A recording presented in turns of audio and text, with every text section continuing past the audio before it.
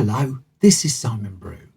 I'm the editor of Film Stories magazine, and a very warm welcome to the nice, safe, calm Film Stories podcast.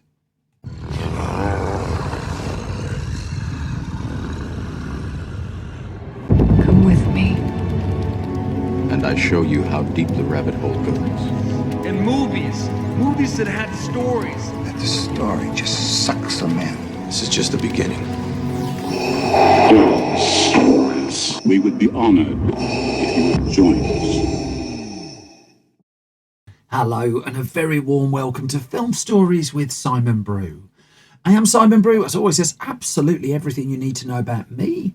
The aim of the podcast, though, well, it's giving away in the title, really. I'm here to talk of the stories of films, and I tend to talk about development stories, production stories, marketing stories, release stories, all those ingredients, really, that go towards making the films that we know and sometimes love. Just that, the films that we know and sometimes love. The films I tend to cover on this podcast lean more towards the mainstream than anything else. They're films I'm interested in or invested in to some degree. Try really hard not to do snark. Try really hard not to punch down. This podcast is a celebration of cinema and a real appreciation that somehow, films manage to get made. Now, before we begin, I'm just going to do a very, very quick plug for our two print magazines, and lots of you have been supporting them, and thank you so much. Film Stories and Film Junior print magazines published here in the midst of the UK. New issues of both are on sale now if you head to store.filmstories.co.uk. And I've also got a live show coming up in London on the 23rd of November 2023 at King's Place in London. If you go to filmstories.co.uk, you'll be able to find details of that there. Without further ado, though, I'm going to just crack on with the podcast. And the first of the two films I'm talking about in this episode of Film Stories, as always, I'm going to set it up with a clip from the trailer. And I'll come to the story the other side of this. I've got a problem. There are aspects of my personality that I can't control. See a shrink. It's a little bit more complicated than that. Bruce, trust me when I tell you, I've heard them all. Not this one.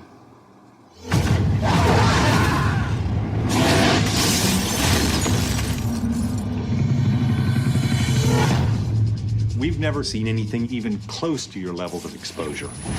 That you survived an event like that, it's beyond my comprehension.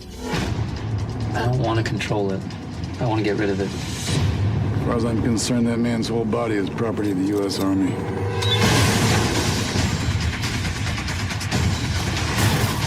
They want it as a weapon. If we let it go, we will never get it back. What the hell was that? There's only one thing that can fight that. It's in me. Maybe if I can control it, I can use it. Well, very good luck with that. That is a clip from 2008, The Incredible Hulk, directed by Louis Leterrier, written by Zach Penn, based on the Hulk comic books, and starring Edward Norton, Liv Tyler, Tim Roth, William Hurt, Tim Blake Nelson, Ty Burrell, and Christina Cabot. So to start this story, let's go back to the 2003 Hulk movie, directed by Ang Lee, put out by Universal Pictures, a film I'm hugely fond of, but not many other people seem to be, with Eric Bana in the dual role of Bruce Banner and the Hulk. Now, that film hadn't been brilliantly received. It had been an expensive movie to make. The box office had just about covered the expense of it, but it wasn't a case of it's made so much money, let's have a really nice Christmas party. That notwithstanding, there was still conversations about Eric Bana returning to the role, about Universal making a Hulk 2, and at one stage a 2005 release date was being talked about. Yet even as that talk was getting underway, there were broader plans coming to fruition over in the world of Marvel. And that work was trying to bring together financing so that Marvel itself, rather than basically giving away the license to other studios to make films based on its characters, would make the films itself.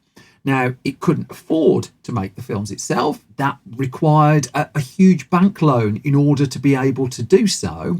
But the conversations were ongoing about trying to secure the financing. The idea was put forward by a man called David Maisel, who convinced the notably frugal boss of Marvel at the time, Ike Perlmutter, that this was the way to go.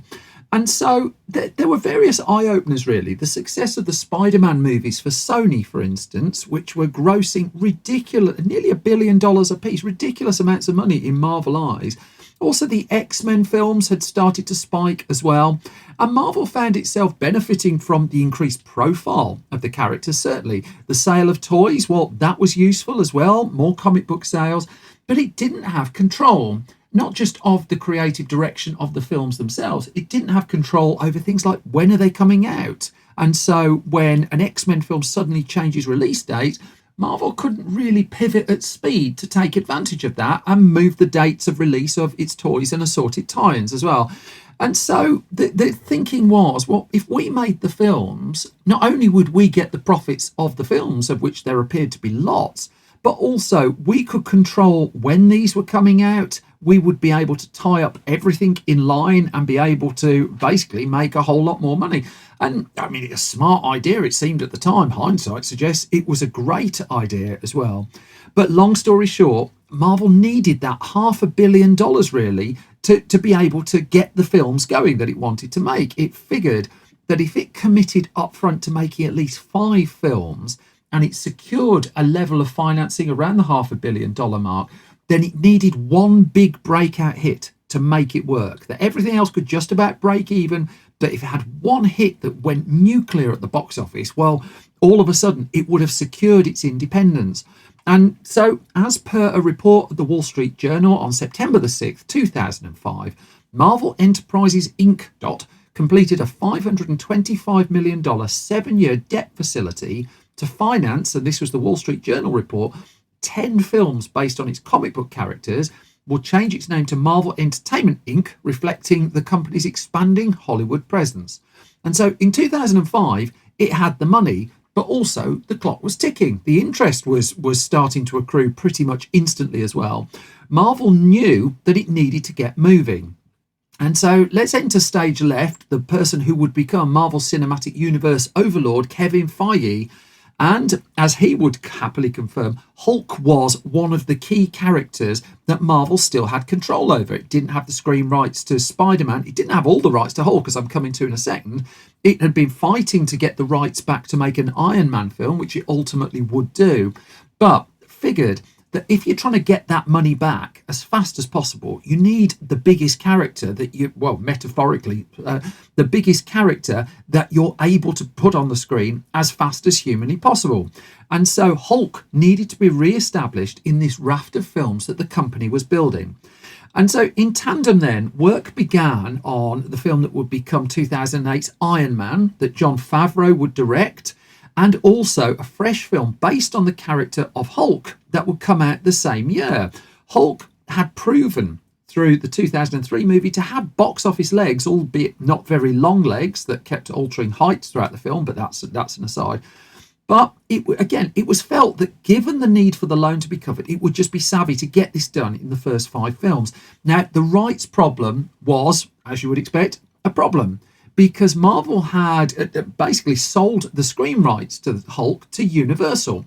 And Universal had produced and released that earlier film, and also, crucially, had renewed its screen rights to Hulk. And so even though it didn't appear to have a Hulk 2 in active development, it still had taken the decision, we'll renew the rights, we'll cover our back, and you never know. And so this led to a call going from Maisel to the head of Universal to just straight out ask, do you have plans for a Hulk 2? And Universal admitted, no, not pursuing that at the moment. And so instead, Maisel put forward an offer to Universal. This was 2005, 2006. That Marvel would produce another Hulk film and then Universal could take a distribution fee for putting it out. This was the arrangement it was coming up with Paramount Pictures for the first line of Marvel movies, such as Iron Man. But the thing is, Universal was able to play a little bit of hardball here because it had slightly more control and, well, it just seemed sensible to leverage it. And so it carved out a deal where not only would Universal distribute the film that would become The Incredible Hulk, but it would have the rights to distribute any ongoing films in the Hulk series that had Hulk's name in the title. Now, from Marvel's point of view, it still won more than it lost here because now it would have the rights to use the character of Hulk in its films. But if it was going to do a standalone Hulk film, Universal would have first dibs on distributing it. Now, at this stage, Marvel hadn't been bought by Disney, and so the distribution wasn't a massive problem, and it meant that this Hulk project could go forward. And so, who are you going to get to direct it? And oftentimes, when I talk to filmmakers, I ask them a question. It's a fairly cliche question, but I do think it's an interesting one. If the film you make now is a response to a degree to the film that you just made before. And in the case of what would become 2008's The Incredible Hulk, part of it was a response to 2003's Hulk, that it didn't want to go back down that road. And there were lots of criticisms aimed at that Hulk movie, one of which was it barely had any real action in it. And so Marvel figured, let's make a more action-packed Hulk film. And to make a more action-packed Hulk film, you need a director who's comfortable with action. And so this is where Louis Leterrier came into the frame. Louis Leterrier has just completed Fast X a few months before this podcast is recorded. But at this stage, it was his action movies such as Unleashed and The Transporter 2 that had very much brought him to Marvel's attention. Now, Marvel wasn't going to be awash with cash to spend on its films at this point. It was still putting a hefty investment in, but this was no $300 million movie that it was going to make. It knew that effects were going to eat up a chunk of the Hulk spend as well. And so somebody who could do in-camera action on a budget was regarded really as a good choice. Now, Leterrier had already been talking to Marvel. There had been conversations ongoing. He was a candidate to direct Iron Man before Jon Favreau got that job. But he admitted still he was surprised when the call came in asking, well, how do you feel about directing The Incredible Hulk? Are you surprised, but happy to take the job on? Yeah, do that. And so in came a screenwriter as well. And this is where Zach Penn enters the story. Zach Penn, a screenwriter who'd been working on the X-Men movies, was also working on his own film, The Grand. Well, he was hired to put together the first screenplay for the new Hulk film. Again, as a part of it, a reaction of sorts to the one that went before, and a real intent to be a restart, if not an outright origin story from scratch. It wanted to re-establish a new Hulk in a new universe, if you like. Now, Penn was committed to another project, his own film, The Grand, but he would pen a trio of drafts for the Hulk movie by the time he moved on to commitments on The Grand in early 2007. By that stage as well, the decision had been made. Well, we don't just need a new director, we don't just need new writer, we need a new Hulk as well. That there was no ill will towards Eric Bana, who'd taken on the role and won acclaim for his portrayal. But it was going back to, this has got to be new. We've got to tell the audience that what they're getting is not Hulk 2. It is a different Hulk. It has to be a fresh iteration of the character. And so Louis Leterrier actually zeroed in fairly quickly on Mark Ruffalo as his choice for the dual role of Bruce Banner and the Hulk. Now, Mark Ruffalo's profile wasn't massive, really. I mean, he turned up in Zodiac, David Fincher's wonderful film Zodiac. I will come to that on a future episode. But Marvel also was not really actively looking for movie stars anyway, so Ruffalo was a considered candidate for the role. It had also gone bold, remember, with the casting of Robert Downey Jr. at this stage as Iron Man. Robert Downey Jr., of course, being cast as Iron Man at the point where his career was heading towards the doldrums, really, and so he was considered a massive risk. In the case of Mark Ruffalo, though, Marvel had a slightly different idea in mind, and that was Edward Norton, the Oscar-nominated actor who'd burst onto the scene in the thriller Primal Fear and in particular films such as Fight Club, of course. But wouldn't he be an offbeat choice to take on the lead in effectively a superhero movie? Imagine Edward Norton. And this is all happening in the aftermath of the success of Christopher Nolan's Batman Begins as well, where Christopher Nolan didn't cast an outright movie star, he cast a brilliant actor in the lead role, and Marvel was following that template really. Got in touch with Edward Norton, and Norton was interested. And as Leterrier reported to the site Superhero Hype, when the offer went into Norton, Norton also volunteered that, quote, I write screenplays. As such, not only was he now interested in acting and taking on the lead role, he put his name forward to do the last draft of the script that Zach Penn wouldn't be able to do because he was off doing another project. And so that offer was all woven in, duly accepted on both parts, and the writing would apparently be written into Ed Norton's deal. Now, Norton did have concerns that the fact that he was an offbeat choice to play the Hulk was not lost on him at all. I mean, did he really want to be playing a character who would be part realised digitally? Could he control the character? Could he control the performance? Well, Marvel had thought of that.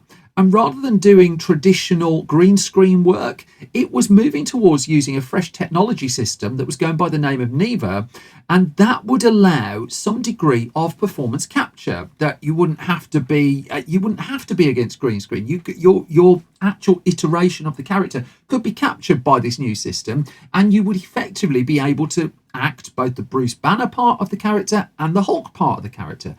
And this seemed to satisfy Norton, who duly got to work scribbling away, even while part of Marvel was concentrating on getting Iron Man off the ground, which was just moving ahead of The Incredible Hulk. But that didn't mean that the Hulk film wasn't moving. Casting was underway. I mean, William Hurt was in fairly early to take a role in the film. Liv Tyler would follow soon after as well. She was at this point keen to get back into acting after having her first child. And it was Louis Leterrier who zeroed in on Tim Roth as a possible for the role of Abomination. Now, I remember reading stories and interviews with Tim Roth in the 1990s, and his agent was instructed to read every independent movie script that came his way. He would take on the odd big Hollywood project. Rob Roy is a great example of that, coming to that on a future episode as well. But he would turn up in Tim Burton's Planet of the Apes movie, for instance, but primarily would be interested in independent work. He would thus be quite interesting casting here for effectively the antagonist role in the film. Not a star, but undoubtedly a strong actor who wasn't averse to taking on a big project either. And so Roth was interested. He signed on the dotted line as well. He brought along with him a man called Terry Notary, who'd been his movement coach on Burton's Planet of the Apes film as well. And this was really bringing together a quality ensemble for the film. There was also the need to bring effects and computer work in very, very early, because this was now going to be a fairly truncated production. And so it was the effects house Rhythm and Hughes who were brought in to do a lot of planet work, a lot of motion capture work as well. And also they had to put together a new Hulk, conscious of the criticism that had followed the earlier movie and the varying height and look of the Hulk in the previous movie as well. And so there was a lot of design work done, as you would expect. They tried to model it as close as they could to Edward Norton. Norton, meanwhile, had completed his script. He changed elements of what Zach Penn had put on paper. There's still some debate over who did what, etc. I'll come to that shortly.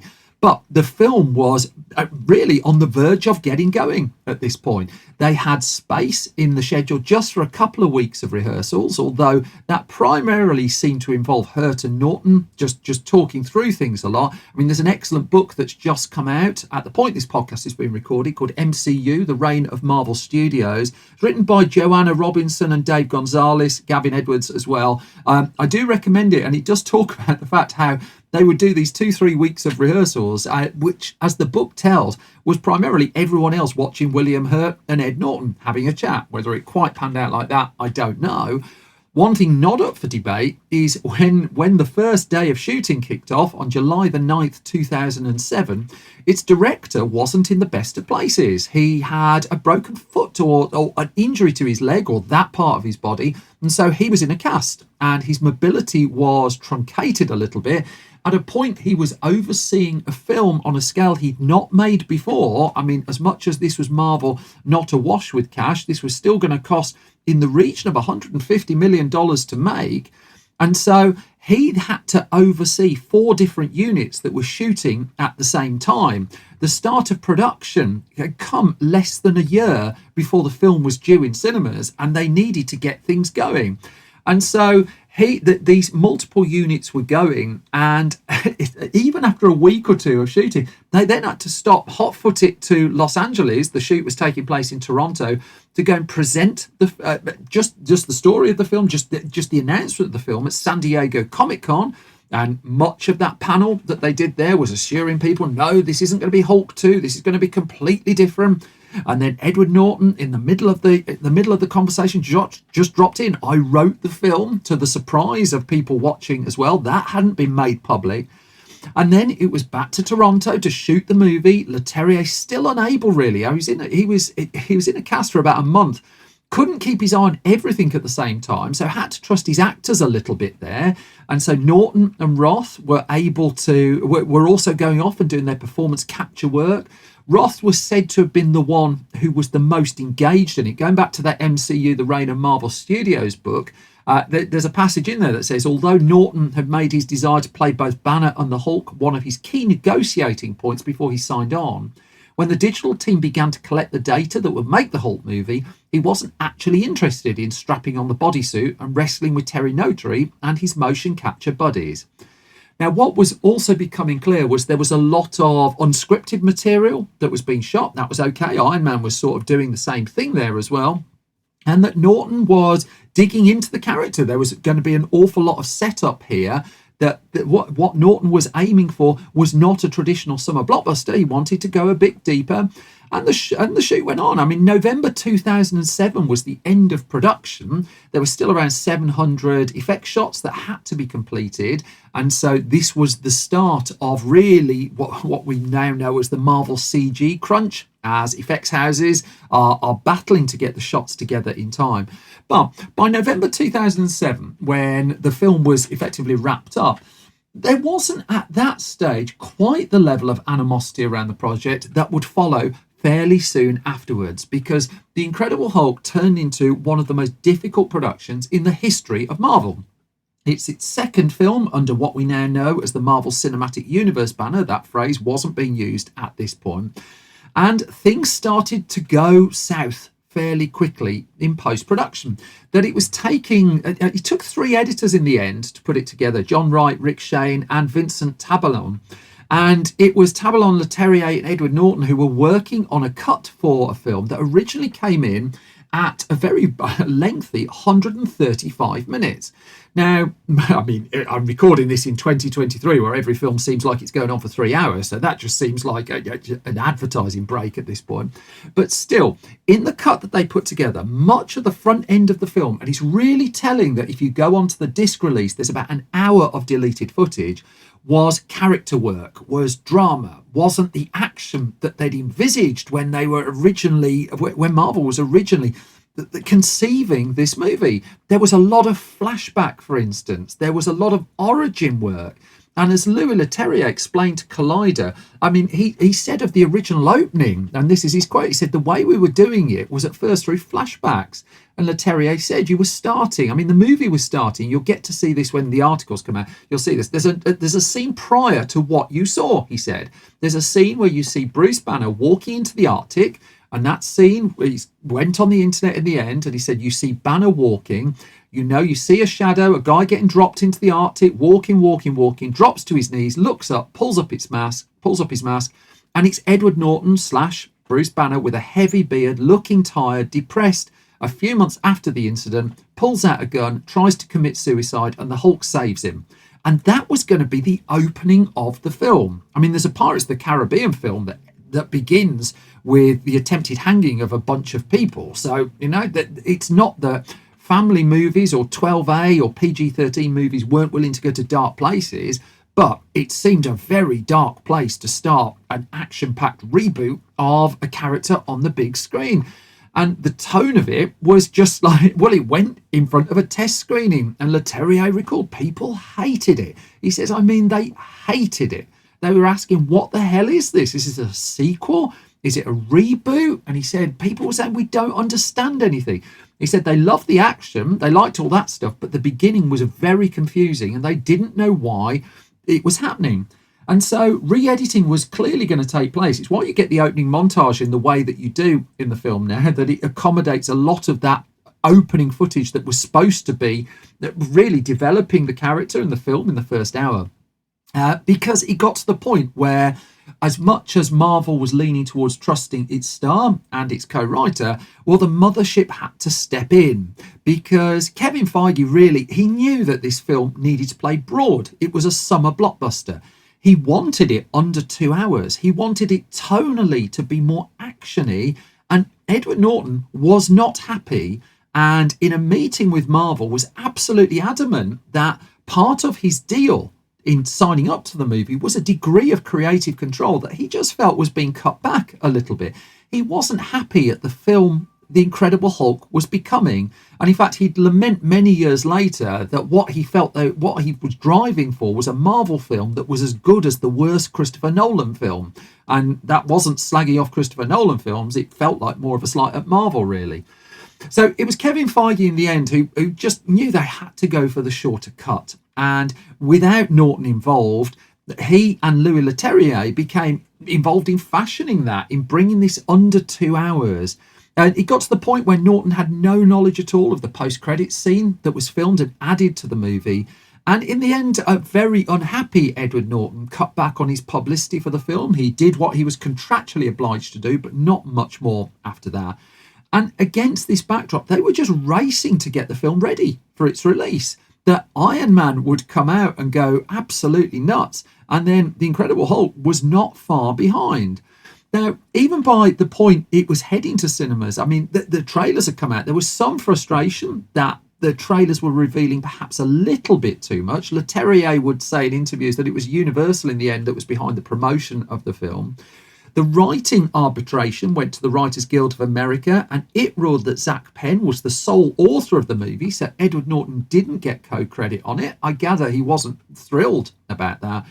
But a lot of the behind-the-scenes problems were also now leaking into the press. And in fact, I dug out a New York Times report from April 2008 that was talking about the criticism of the trailer and the visual effects, and also was very clear that it was known Norton and Marvel were not really seeing eye to eye. In fact, in there as well was the suggestion that the box office was at risk. The New York Times report says signs of trouble abound, leading to lip biting among some Marvel investors, Hulk fans and movie theatre owners. They quoted a man called Doug Krutz of entertainment analyst Cohen and Company saying there are people who clearly don't think it looks good and are expecting a bomb. Well, what did they get? Well, the film came out. It debuted on June the 8th, 2008, ahead of its wide release in the US on June the 13th, 2008, with a 112-minute cut in the end, and pretty much in the middle reviews. That whereas Iron Man had got strong reviews and its box office had soared over $500 million worldwide, the Incredible Hulk was, well, it was all right. That's tended to be the general tone of a lot of the response to it. It didn't feel like it was up to the standard of Iron Man. It wasn't really as interesting to some as the 2003 Hulk movie, although tonally it was very, very different. And in theory, it was just a slightly more palatable to a broader audience movie as well. Ang Lee, one of the accusations at Ang Lee's film is basically made a family drama in the guise of a massive blockbuster and a massive blockbuster budget. Here there was no doubt that Louis Leterrier, in the end, had delivered primarily an action movie. Thus, 6 weeks after the release of Iron Man, which was still in the top 10 at the point The Incredible Hulk was released, off it went into cinemas. The Iron Man by this stage was nearly at 300 million in UK cinema takings alone. And The Incredible Hulk, encouragingly, opened at the #1 spot at the box office. $55 million, holding off the challenge of Kung Fu Panda in its second week. And M. Night Shyamalan's The Happening was in third place. Now, I will come to The Happening in a future episode of the podcast. I distinctly remember the promotion around that, encouraging us all to protect the secret. But the other films around were You Don't Mess with the Zohan, just your standard annual Adam Sandler comedy it was at that point. Indiana Jones, The Kingdom of the Crystal Skull was in fifth place. Sex and the City, The Strangers, The Chronicles of Narnia, Prince Caspian, and What Happens in Vegas were rounding out the top 10. I mean, interestingly, pretty much every film in that top 10 would, at the bare minimum, gross somewhere in the region of $50 million. I mean, it was a lot of money that was churning through the tills at that stage. The following week, though, The Incredible Hulk lost 60% of its business, slightly higher than expected, and Marvel knew that this meant it was likely the returns were going to come in around the similar level of the previous Hulk movie, which is how it turned out. That the movie that opened in first place that week was Get Smart, starring Steve Carell in the lead role with $38 million, a far less costly comedy that would turn out to be. Also, The Love Guru with Mike Myers opened in fourth place. But by week number 3, The Incredible Hulk was struggling to stick in the top 5 as Wall-E and Wanted opened up. And Wall-E in particular would help itself to a lot of money. By the time Hancock was around, after The Incredible Hulk had been in cinemas for 4 weeks, it was just dropping. And so whilst its financial returns were not poor, it was just pretty much almost an that'll do, that the film had been expensive to make. And in the US, in the end, 134 million was fine. The overseas take of 129 million was fine. The overall worldwide take of 264 million was fine, but you stack that next to the previous Hulk movie and it's within 10-15 million total. That it hadn't really generated brilliant critical notices, and it brought home pretty much the same amount of money as well. The difference for Marvel, though, was the money was coming more to it, and as a result, as a tactical move to help pay off the bank loan, it was pretty much a smart one. But there would be ramifications afterwards, because Marvel was at this stage, as you more than likely know, building up to its first Avengers movie.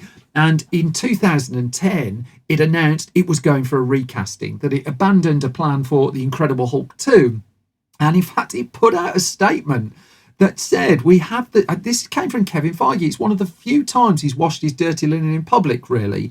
And he said, we made the decision to not bring Ed Norton back to portray the title role of Bruce Banner in the Avengers. Our decision is definitely not one based on monetary factors, Marvel stated, but instead rooted in the need for, get this, an actor who embodies the creativity and collaborative spirit of our other talented cast members. You don't have to look far to see the dig in that.